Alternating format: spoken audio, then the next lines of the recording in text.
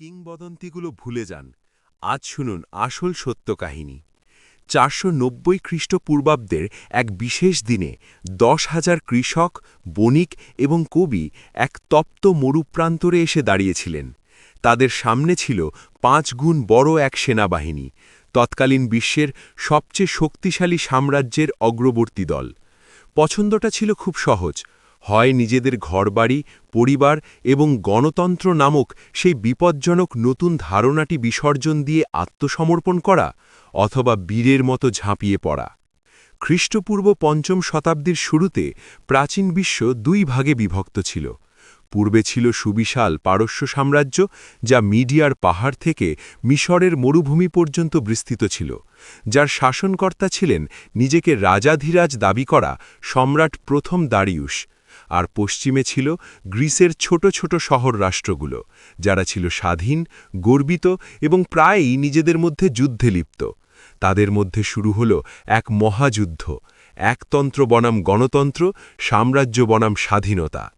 দারিয়ুস শাসন করতেন একচ্ছত্র ক্ষমতায়। তার কথাই ছিল আইন, কিন্তু তার সাম্রাজ্যের এক কোণে বিদ্রোহের আগুন জ্বলে উঠল। এশিয়া মাইনরের পশ্চিম উপকূলে বাস করা গ্রিক কলোনি আয়োনিয়ানরা স্বাধীনতার স্বাদ ভোলেনি। ৪৯৯ খ্রিস্টপূর্বাব্দে তারা বিদ্রোহ করে এবং এথেন্স তাদের সাহায্য করতে জাহাজ পাঠায়। দারিয়ুসের কাছে এটি ছিল চরম অপমান। তিনি বিদ্রোহ দমন করলেন এবং যখন শুনলেন এথেন্স বিদ্রোহীদের সাহায্য করেছে, তিনি প্রতিশোধের শপথ নিলেন। কিংবদন্তি বলে, দারিয়ুস তার এক ভৃত্যকে আদেশ দিয়েছিলেন প্রতিদিন খাওয়ার সময় তার কানে কানে বলতে, প্রভু, এথেন্সবাসীদের কথা মনে রাখুন। প্রতিশোধের সময় চলে এলো। ৪৯০ খ্রিস্টপূর্বাব্দে দারিয়ুস এক বিশাল অভিযান পাঠালেন। পারস্যের বাহিনীতে ছিল প্রায় ৩০,০০০ সৈন্য এবং কয়েকশো জাহাজ। তারা প্রথমে ইরেট্রিয়া শহর পুড়িয়ে দিয়ে দক্ষিণে ম্যারাথান প্রান্তরে এসে পৌঁছাল। এটি ছিল এথেন্সের উত্তর পূর্বে অবস্থিত এক বিশাল খোলা মাঠ, যা তাদের অশ্বারোহী বাহিনীর লড়াইয়ের জন্য ছিল একদম নিখুঁত জায়গা। তারা সেখানে এথেন্সের আত্মসমর্পণের অপেক্ষায় ছিল। এথেন্সে আতঙ্ক ছড়িয়ে পড়ল, কিন্তু ভয়ের ঊর্ধ্বে উঠে দাঁড়ালেন জেনারেল মিলটিয়ারেস।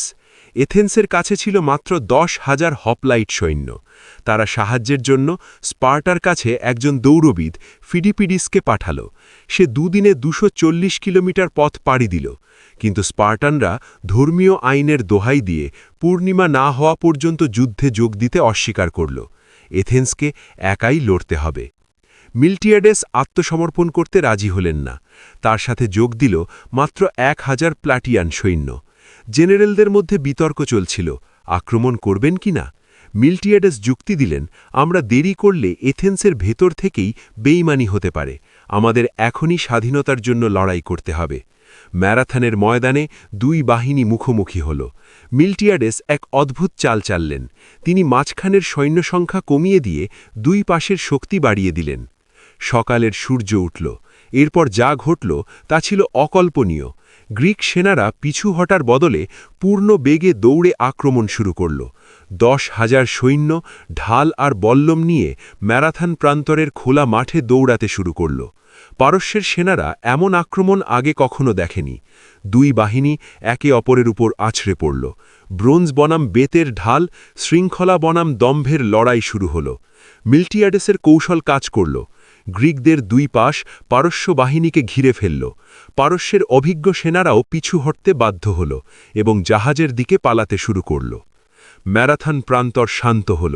প্রায় ৬,৪০০ পারস্য সৈন্য নিহত হল, যেখানে এথেন্স হারিয়েছিল মাত্র ১৯২ জন বীরকে।